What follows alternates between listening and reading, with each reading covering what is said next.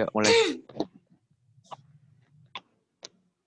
Pembahasan selanjutnya mengenai dasar untuk melakukan perubahan atau amandemen Undang-Undang 1945 yang akan dibawakan oleh Saudari Alfi Laila Hidayati.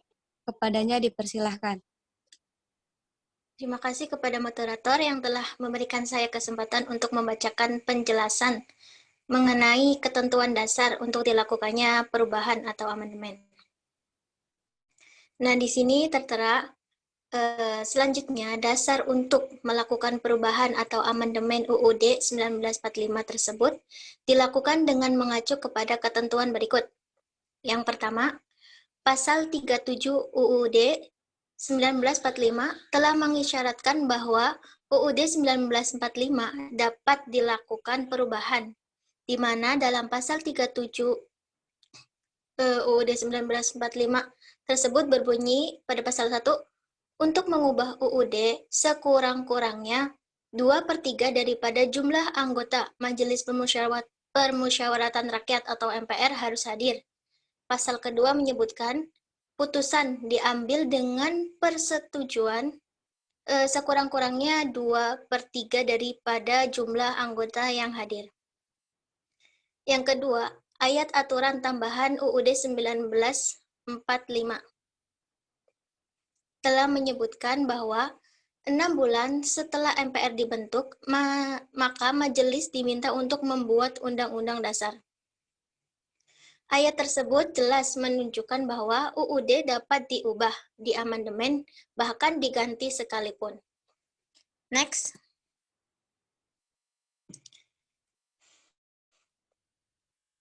Sebenarnya dalam realita politik, perubahan UUD 1945 telah atau pernah dilakukan pada masa Orde Baru, yaitu dengan dikeluarkannya ketetapan MPR nomor 4/MPR pada tahun 1983 tentang referendum, yang tujuannya untuk melengkapi pasal 37 UUD 1945 serta makin mengukuhkan kedudukan Undang-Undang Dasar 1945 hingga tak mudah untuk diubah.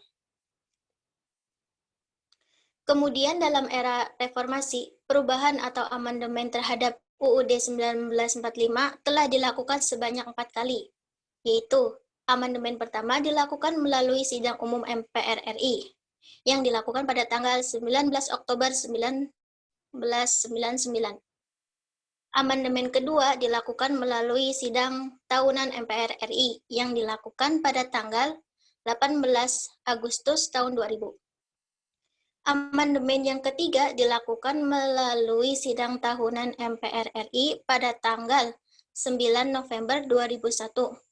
Undang-Undang Dasar 1945 dan perubahannya, Dr. Andes H.M. Alwi Kaderi MPDI 236. Amandemen yang keempat dilakukan pada Sidang Tahunan MPR RI yang dilakukan pada tanggal 10 Agustus tahun 2002. Next. Kemudian ini menjelaskan tentang UUD pasca diamandemen. Pada waktu UUD 1945 disahkan oleh Panitia Persiapan Kemerdekaan Indonesia atau PPKI dalam sidangnya pada tanggal 18 Agustus 1945, Undang-Undang Dasar 1945 itu hanya meliputi pembukaan dan batang tubuhnya saja. Sementara penjelasannya belum termasuk di dalamnya. Baru pada tanggal 15 Februari 1946, setelah resmi dimuat dan disiarkan dalam berita acara Republik Indonesia, penjelasan umum dan penjelasan pasal demi pasal dimasukkan dalam bagian dari Undang-Undang Dasar 1945. Sehingga dengan demikian, yang dimaksud dengan UUD 1945 adalah keseluruhan naskah yang terdiri dari 3 bagian, yaitu bagian pertama berupa pembukaan, yang terdiri dari 4 alinea. Bagian kedua berupa batang tubuh yang terdiri dari 16 bab, 37 pasal, dan 4 pasal aturan peralihan, serta 2 ayat aturan tambahan. Bagian yang ketiga adalah penjelasan, yang meliputi penjelasan umum serta penjelasan pasal demi pasal. Slide berikutnya menjelaskan tentang dampak pasca dilakukannya amandemen Undang-Undang Dasar 1945. Yaitu yang pertama, bila dicermati Undang-Undang Dasar 1945 yang saat ini telah terjadi perubahan dalam jumlah bab dan pasal-pasalnya. Yaitu saat ini telah menjadi 20 bab, terus 73 pasal dan 3 pasal peraturan peralihan, serta 2 pasal aturan tambahan. Sehingga dengan kondisi tersebut juga telah merubah sifat dari Undang-Undang Dasar 1945, yang tadinya singkat, supel, dan elastis, menjadi tidak lagi bersifat singkat, bahkan menjadi rikid dan kaku. Selanjutnya, penjelasan UUD 1945 yang meliputi penjelasan umum dan penjelasan pasal demi pasal, semuanya telah ditiadakan atau diadakan pencabutan secara diam-diam. Walaupun sebagian materi dari penjelasan tersebut sebenarnya sudah tertampung dalam perubahan UUD tersebut. Yang selanjutnya, lahirnya lembaga-lembaga baru seperti Dewan Perwakilan Rakyat atau DPD.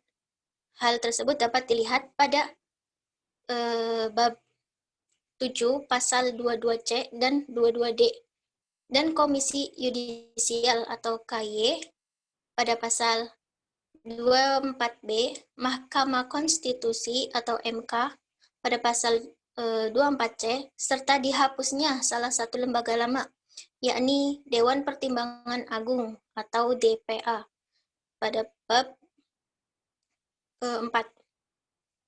Yang selanjutnya, berkurangnya kekuasaan, wewenang, dan berubahnya kedudukan lembaga tertinggi negara atau MPR, di mana kekuasaannya tidak terbatas,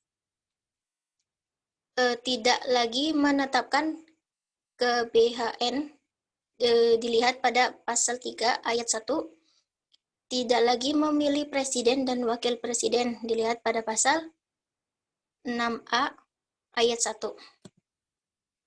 Selanjutnya, dengan demikian, keseluruhan perubahan UUD 1945 itu paling tidak mencangkup kebutuhan yang bersifat mendasar. Itu yang pertama, pembatasan kekuasaan presiden. Yang kedua, perluasan hak dan wewenang DPR. Yang ketiga, otonomi lembaga hukum. Yang keempat, otonomi daerah. Yang kelima, perluasan hak asasi manusia. Dan yang keenam, peraturan pembentukan komisi anti korupsi.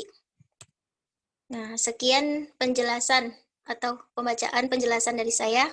Kemudian saya kembalikan kepada moderator. Terima kasih. Terima kasih kepada Saudari Arfilaila Hidayati yang telah menjelaskan, yang telah memberikan pemaparan yang insya Allah bisa kita pahami. Sama-sama. Insya Allah. Mungkin cukup sekian yang bisa kami sampaikan. Kurang lebihnya mohon maaf. Sebelum kita tutup presentasi kali ini, kita istighfar sebanyak-banyaknya. Istighfar sebanyak-banyaknya.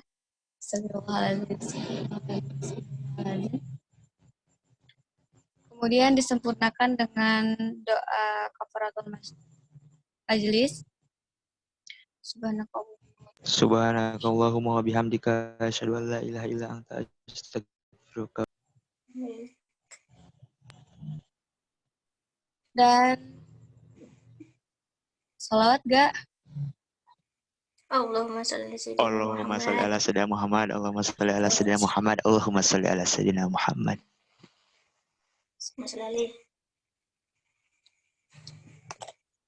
Nah, mungkin cukup sekian yang bisa kami sampaikan. Kurang lebihnya mohon maaf. Wabillahi taufiq wal hidayah. Wassalamualaikum warahmatullahi wabarakatuh. Waalaikumsalam warahmatullahi wabarakatuh. Assalamualaikum warahmatullahi wabarakatuh.